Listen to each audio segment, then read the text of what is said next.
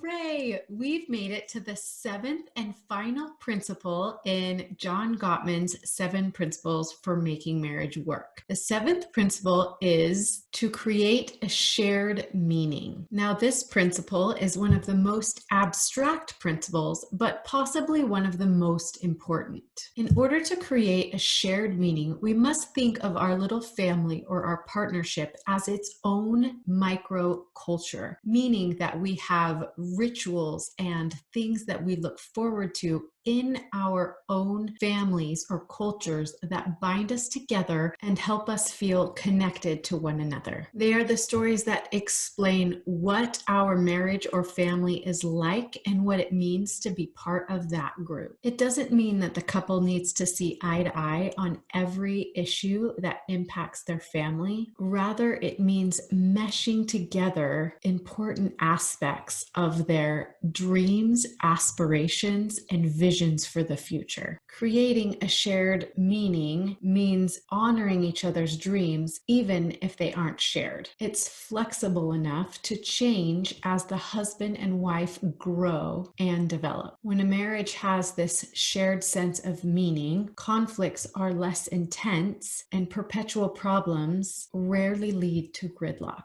Couples become interested in the stories that have molded each other's lives, and they weave these stories into their future and into their kids' futures. And when woven together, tell a new story of the family that has been created. According to Gottman, there are 4 pillars of shared meaning. The first pillar is called rituals of connection. A ritual is a structured event or routine that you both look forward to and depend on, and that both reflects and reinforces your sense of togetherness. By recognizing the ongoing value and significance of the rituals you each bring to the relationship and new ones you create together, you further your identity as a family. Rituals include dinner time rituals, date night rituals, family tradition rituals, anything that is structured and scripted traditions that bring your family closer together and that you both find meaningful. Pillar number 2 is support for each other's roles. Each of us have roles that we perform as spouses, mothers,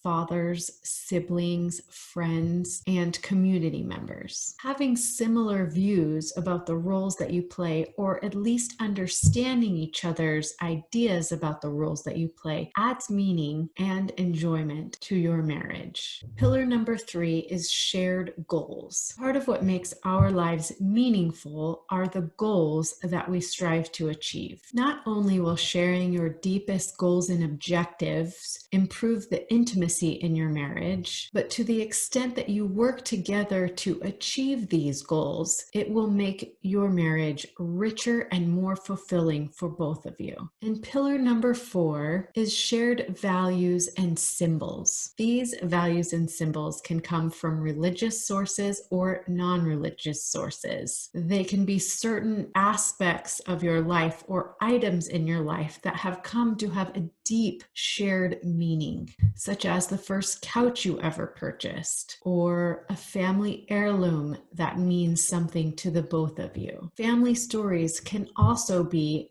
deeply symbolic and have a rich meaning in the fabric of your lives together. It's important to support each other as you work towards strengthening these pillars in your marriage and in your life. And even if you don't agree on all aspects of these pillars, it's important to honor and respect your shared goals, values, symbols, and rituals as you work to create a rich and meaningful family culture.